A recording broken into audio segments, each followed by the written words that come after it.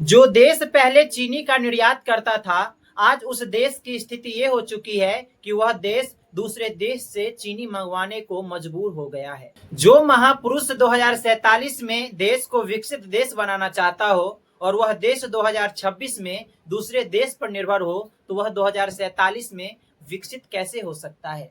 नमस्कार, मैं संतोष। आज मैं बात करने जा रहा हूं देश के महंगाई के ऊपर।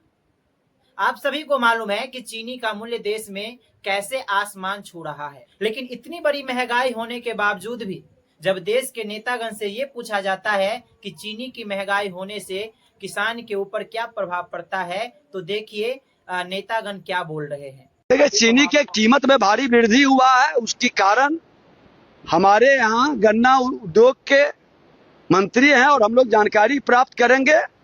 ऐसे एक बात हमने बड़ा खुल के कहा, हमको व्यक्तिगत बड़ा खुशी होता है जब मेरे किसान का अनाज का कीमत बढ़ता है।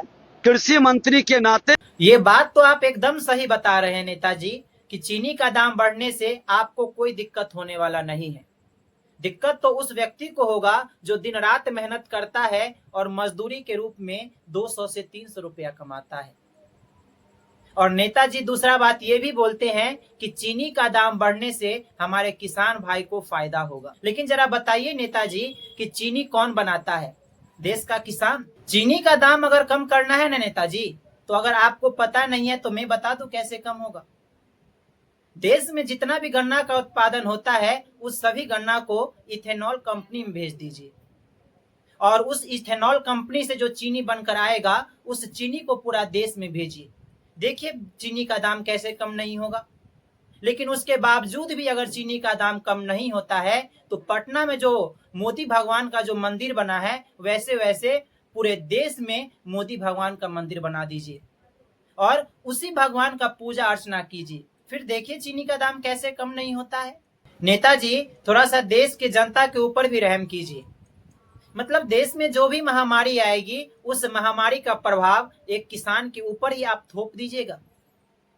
इससे पहले आपने गैस का दाम बढ़ाया, आज आपने चीनी का दाम बढ़ा दिया और चीनी का दाम बढ़ने से चीनी से बनने वाले हर एक सामग्री का दाम बढ़ गया है।